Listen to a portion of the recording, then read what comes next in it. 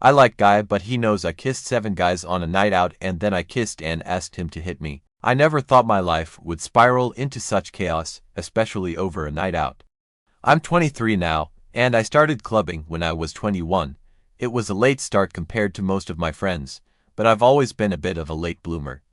I guess you could say I have high standards. Men have always approached me, drawn by my looks, but I've never let anything happen. Until recently, I'd never even had a boyfriend. My first kiss was just 3 weeks ago, and it wasn't the fairy tale moment I had hoped for. That night was a blur. I ended up at an after-party and got blackout drunk. A guy was hitting on me, and one thing led to another. We made out for hours.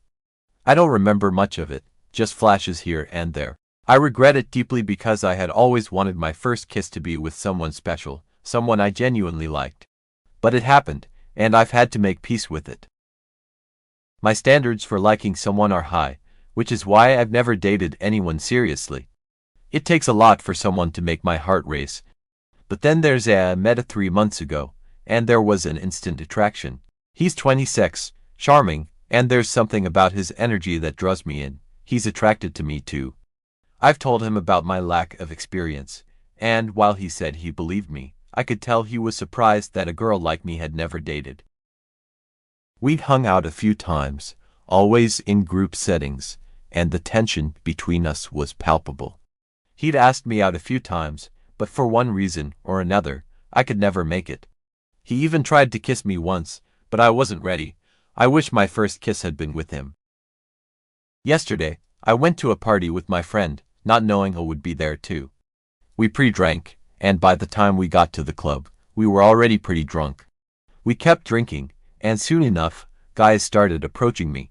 One thing led to another, and I ended up making out with 7 different guys. I wasn't forced, I was a willing participant. I even made out with 2 guys at the same time, and I was the one who suggested it. In that moment, I liked it.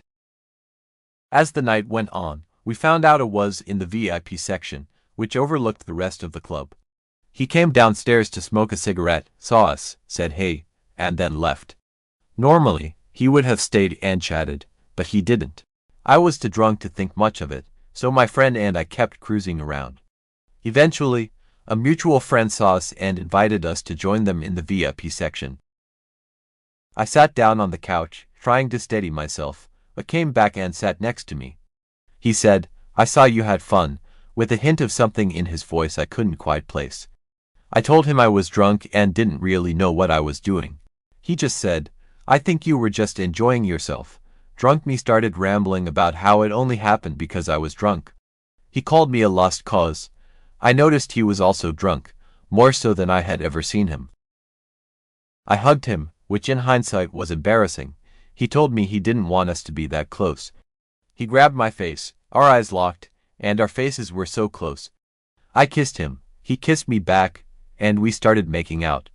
I got on top of him, and things got intense. My friend had to come over and pull us apart. We sat next to each other, and it told me I was a liar. I tried to explain my side, but he said he didn't care anymore. We argued a bit, and then he suggested we go outside for some fresh air. I agreed. Outside, we ran into one of the guys I had made out with, and he tried to approach me again. This almost led to a fight between him and A. Somehow, we ended up in A's car. We started kissing again, and as he touched me, he called me names: whore, liar, disappointment. I told him to shut up and kept kissing him. Then he stopped, pulled out his phone and a small tube, and started doing lines of coke. I knew he used occasionally, but in that moment, I felt offended that he paused our kissing to take drugs. I got pissed off and told him I wanted to go back inside. He grabbed me forcefully and kissed me. It turned me on like nothing ever before. What happened next is something I've never experienced. I asked him to hit and punch me, and he did. He really hurt me, and I liked it. After about an hour of this, my friend called and came to pick me up. My makeup was ruined, my clothes were a mess, and I had red marks everywhere. While I liked it in the moment, and it's something that turns me on, I can't help but feel weird and embarrassed now. He texted me a few hours ago, apologizing for the harsh words but saying he's lost any trust he had in me. He wants to meet up because he still wants me, but he sees me differently now. I don't know what to think. I regret everything I did last night. I have crazy anxiety and feel so embarrassed. I don't know if I deserve the harsh words he told me.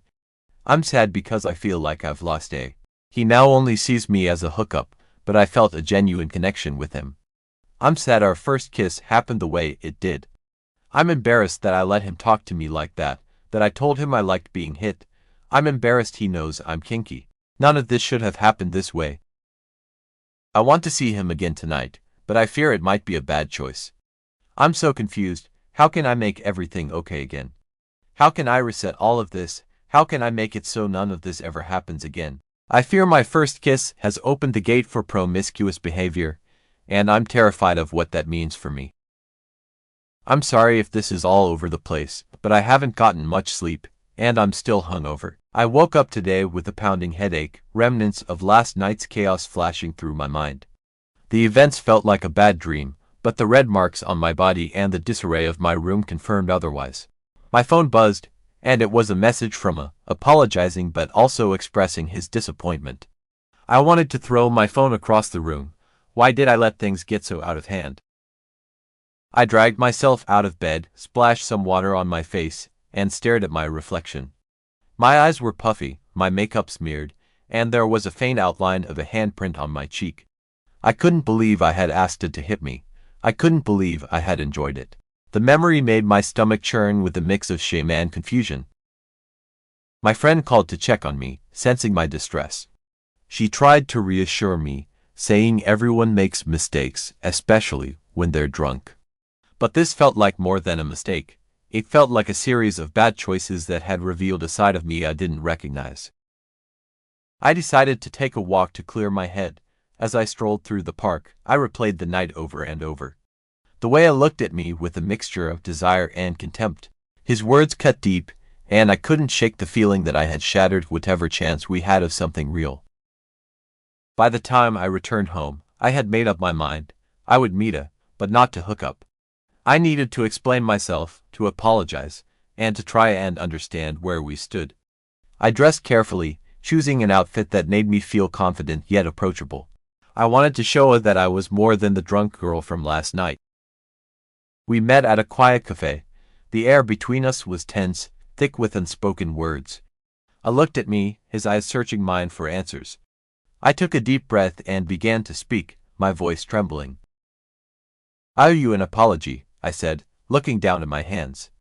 "Last night was not who I am. I was drunk, and I made a lot of bad choices. I don't expect you to forgive me, but I want you to understand." I listened, his expression softening slightly. "I was hurt," he admitted. "I thought we had something special, and seeing you with all those guys, it made me question everything." "I know," I whispered. "I messed up. I guess I was trying to numb myself, to escape, but that's not an excuse. I regret it all, especially the way I acted with you." We sat in silence for a while, the noise of the cafe buzzing around us. Finally, I reached across the table and took my hand. "I care about you," he said quietly, "but I need to know that I can trust you." Tears welled up in my eyes. "I care about you too, more than you know. I'll do whatever it takes to make things right." I nodded, squeezing my hand. "Let's take it slow. No more drunken mistakes, okay?" "Okay," I agreed, feeling a glimmer of hope. As we left the cafe, I felt a weight lift off my shoulders. There was still a lot to work through, but at least we were on the same page. I vowed to be more mindful of my actions and to never let things get so out of control again. The next few weeks were a whirlwind of emotions, and I spent more time together, getting to know each other sober. We had long conversations about our pasts, our dreams, and our fears. It felt like we were building something real, something solid, but the shadow of that night still lingered. Every now and then, I'd catch her looking at me with a hint of doubt in his eyes, and it broke my heart a little. One evening, we were sitting in his apartment, a cozy space filled with books and art that spoke to his creative soul. We were curled up on the couch, watching a movie, when he suddenly paused it and turned to me. "Can we talk about that night?" he asked softly. I stiffened, the memories rushing back. What about it? Why did you ask me to hit you? His voice was gentle, but I could see the worrying in his eyes. I took a deep breath, trying to find the right words. I don't really know. I guess I was so drunk and lost in the moment. It's something I've thought about, but never really acted on. I think I just wanted to feel something intense, something that would make me forget everything else. I nodded slowly, absorbing my words. It scared me. I don't want to hurt you, physically or emotionally. I know, I said, my voice barely above a whisper, and I don't want that either. I think I just need to figure out why I felt that way and work through it. We sat in silence for a while, the weight of the conversation hanging between us. Finally, he pulled me into a tight hug. We'll figure it out together, he murmured into my hair. As time went on, I began to see a therapist to help me understand my feelings and actions. It was tough, confronting parts of myself that I had buried deep, but it was also liberating. I started to feel more in control of my emotions and more at peace with myself. I was incredibly supportive throughout the process. He encouraged me to be open and honest, and he did the same. We learned to communicate better, to express our needs and boundaries without fear of judgment. One night, we were out for dinner at a charming little restaurant. The ambience was perfect, with soft lighting and a gentle buzz of conversation around us. I reached across the table and took my hand. I love you, he said simply. My heart swelled with emotion. I love you too.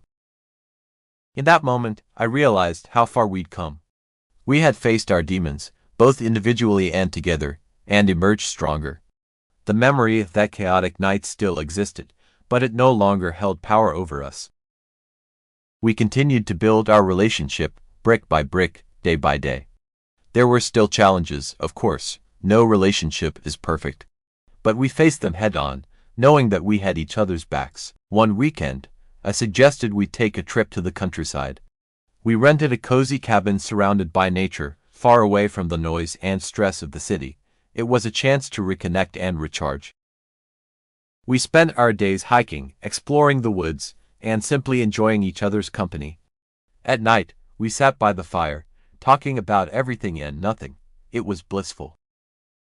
On the last night of our trip, we were sitting outside, wrapped in blankets, gazing at the stars.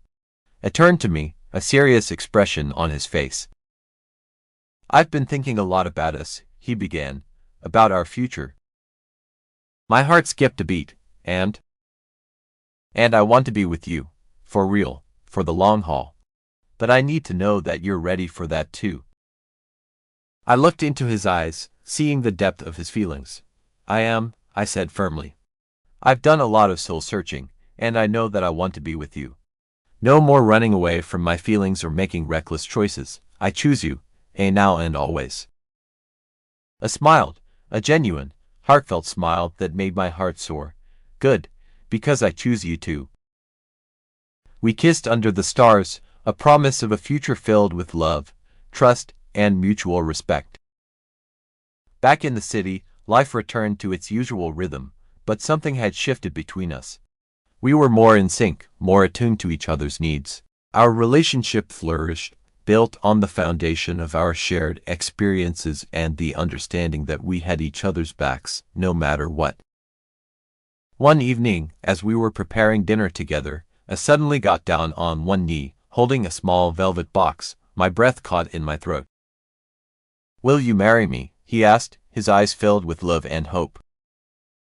Tears of joy streamed down my face as I nodded. Yes, yes, 1,000 times yes. He slipped the ring onto my finger, and we embraced, laughing and crying at the same time. It was a perfect moment, the culmination of everything we had been through. Our wedding was a beautiful celebration of our love, surrounded by friends and family. As we exchanged vows, I looked into his eyes, knowing that we had overcome so much to get to this point. We were stronger for it, ready to face whatever the future held, together. Looking back, I realized that chaotic night was a turning point in my life. It forced me to confront my deepest fears and desires, to be honest with myself and with it was a catalyst for growth, both personally and in our relationship. I learned that it's okay to make mistakes, as long as you're willing to learn from them. I learned the importance of communication, trust, and mutual respect. And most importantly, I learned that true love can withstand anything, even the darkest of nights. Now, as I sit here writing this, I'm filled with gratitude for the journey we've been on. It's been messy and complicated, but also beautiful and transformative. And I have built a life together, one filled with love, laughter, and endless possibilities. And while I can't change the past, I wouldn't want to. Because every moment, every mistake, every triumph has led me to this point. To a love that is real, deep, and unwavering. So, here's to the future, to all the adventures yet to come, to the challenges we'll face, and to the unbreakable bond that holds us together. I wouldn't have it any other way.